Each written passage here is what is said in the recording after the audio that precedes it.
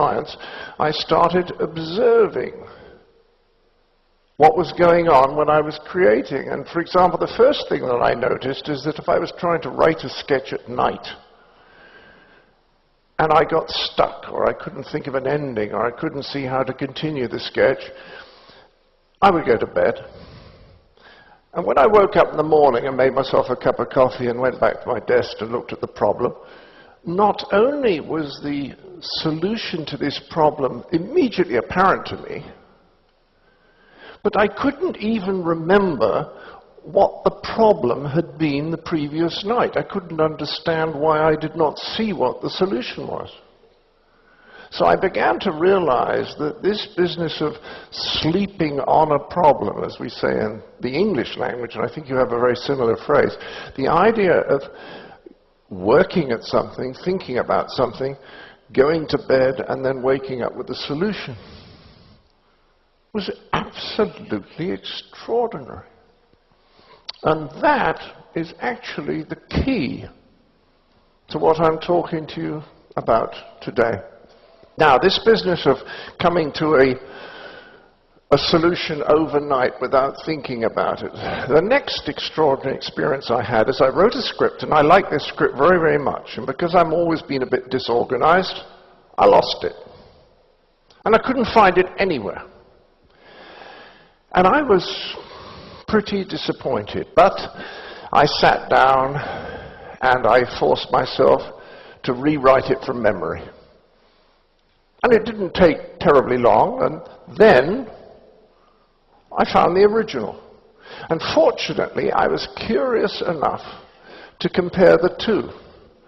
And what I discovered was the one that I had rewritten from memory was noticeably better than the original that I'd lost. And I realized that the explanation for this was that after I'd finished writing the original, my unconscious part of my mind, my unconscious, must have continued working on it, even though I was not aware that that was what was happening, with the result that when I came to write it out again, it was better. Because why else would it have been better? Now, people often say to me, where do you get your ideas from? And I say, I get them from a Mr. Ken Levinshaw, who lives in Swindon. He sends them to me every Monday morning on a postcard. And I say, I once asked Ken where he gets his ideas from, and he gets them from a lady called Mildred Spong, who lives on the Isle of Wight. But he once asked Mildred Spong where she got her ideas from, and she refused to say. So the point is, we don't know. This is terribly important. We don't know where we get our ideas from.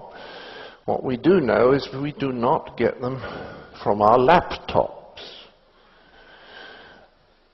In fact, as I was indicating to you by recounting my earliest experiences, we get our ideas from what I'm going to call for a moment our unconscious, the part of our mind that goes on working, for example, when we're asleep. So what I'm saying is that if you get into the right mood, then your mode of thinking will become much more creative. But if you're racing around all day, ticking things off on lists, looking at your watch, making phone calls, and generally just keeping all the balls in the air, you are not going to have any creative ideas. So now I want to run very quickly over how in this sort of frenzied world that we all live in, how you can create a mood that will enable you to be more creative. And basically, the way I put it is that you need to create a tortoise enclosure so that your little tortoise mind can, it's a little nervous creature, just look around and then think, yes, it's safe to come out. And to do this, you have to create a kind of oasis in your life in the middle of the stressed, oh, I've got to do this, I've forgotten to do that, I have to be there by 11. In the middle of all of that, you have to create an oasis A tortoise enclosure where your tortoise mind can come out to play. And there's two things you have to do. You have to create boundaries of space, and you have to create boundaries of time. It's as simple as that. So boundaries of space simply means you create boundaries to avoid the interruptions that I was talking about earlier, which is so disastrous to the creative process.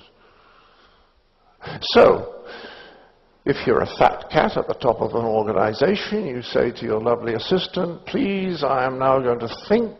Do not interrupt me unless the building is burning down for an hour and a quarter. And if you're at the bottom of the hierarchy, maybe you just go out into the park with an umbrella if you're in Belgium, and you just sit there quietly where you are not going to be interrupted, but you create boundaries of space. So what you have to do when you've created boundaries of space where you're not going to be interrupted is you have to give yourself a starting time and a finish time. Because when you do that, you've created an oasis that is separate from ordinary life, and then, and only then, can you play.